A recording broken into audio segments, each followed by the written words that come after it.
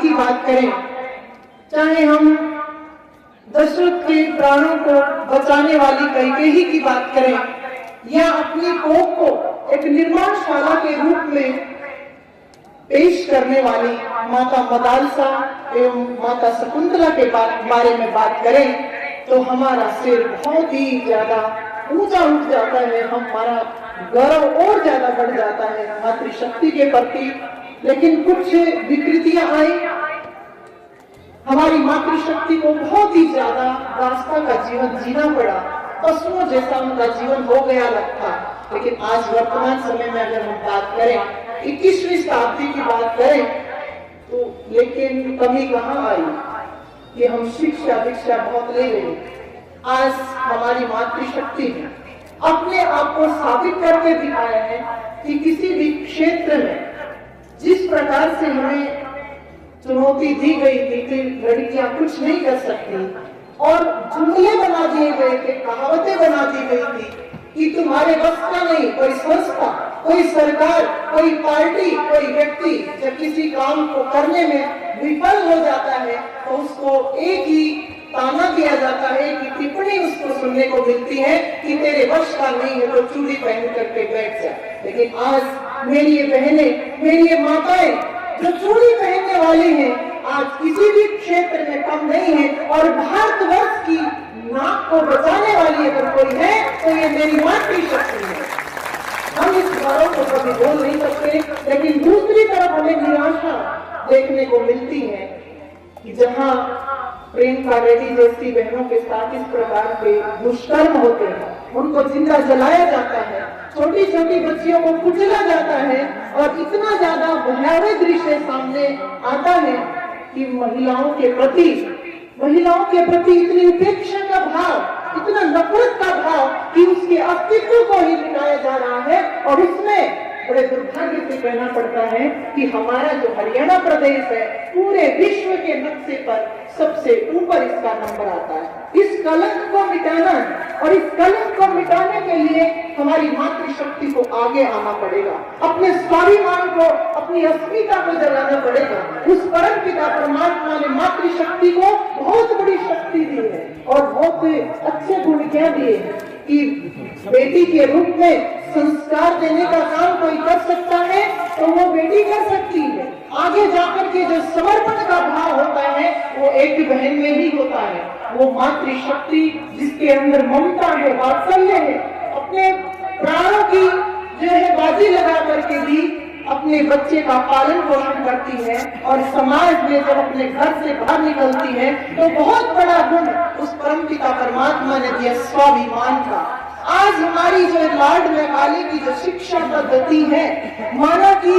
हमें बहुत आगे बढ़ा दिया है, किसी भी क्षेत्र में हमारी मातृशक्ति पीछे नहीं है, लेकिन फिर भी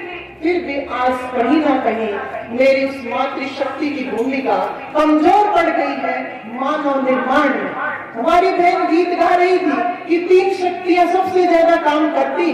और ये 3 शक्तियां उस मातृशक्ति में है कि जब वो बच्चे का निर्माण करती है उस समय अगर वो सरस्वती का रूप धारण करती है तो विद्वान पैदा होते हैं, जब वो लक्ष्मी का रूप धारण करती है तो दानी पैदा होते हैं, और अब जब वो दुर्गा का रूप धारण करती है तो शूरवीर पैदा होते हैं, क्षत्रिय पैदा होते हैं। लेकिन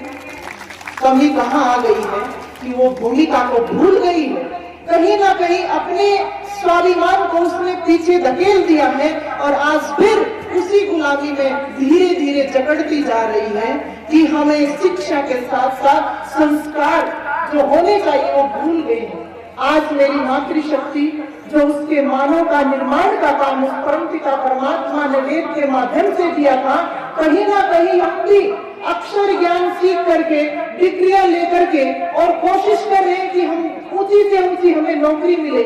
माता बहनों के बीच में जब ये देखते हैं कि वो भी डिग्रियां लेकर के शराब पीती है, मांस खाती है, जुआ खेलती है, भ्रष्टाचारी बन गई है,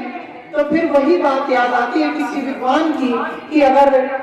बुरा न माने पुरुष के अवगुण अगर एक महिला के अंदर आ जाए तो वह व्यभिचारी बन जाती है, और महिला के गुण अगर किसी पुरुष में आ जाए तो वो पुरुष देवता बन जाता है। हम क्यों भूल गए अपनी गरिमा को, हम क्यों भूल गए अपने उस गौरव को। आज उस गौरव को वापस लाकर के आना है। हमारी ये बहनें डीएवी संस्था की बहनें बैठी हैं, इनको वीरांगना बनने की आवश्यकता है, छुए बनने की आवश्यकता नहीं है, अपने शरीर का प्रदर्शन करने की आवश्यकता नहीं है। एक झांसी की रानी लक्ष्मीबाई की तरह अपनी अस्मिता को बचाने के लिए आगे बढ़ना है। चुनौतियां बहुत है महिला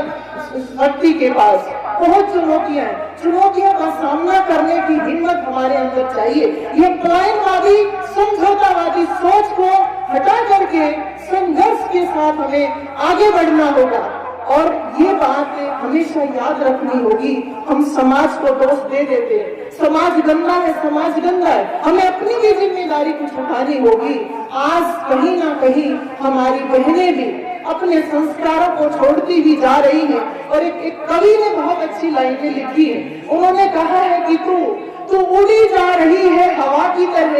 तू उड़ी जा रही है हवा की तरह, पैर तेरे जमीन पर टिक नहीं रहे, पैर तेरे जमीन पर टिक नहीं रहे, वहीं तो तुम्हें बहुत मिल जाएंगे,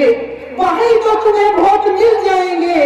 लेकिन चलना तो सीखो बहन की तरह, लेकिन चलना तो सीखो बहन की तरह। आज हम इस संस्कृति को भूल गए हैं। कहीं ना कहीं हमारी जो संकीर्ण मानसिकता है उसकी शिकार बहनें हो रही हैं। लेकिन हमें भी रविंद्रनाथ टैगोर की इस बात को हमेशा याद रखना चाहिए कि वो अपने उपन्यास में क्या कह करके गए हैं कि एक नदी, एक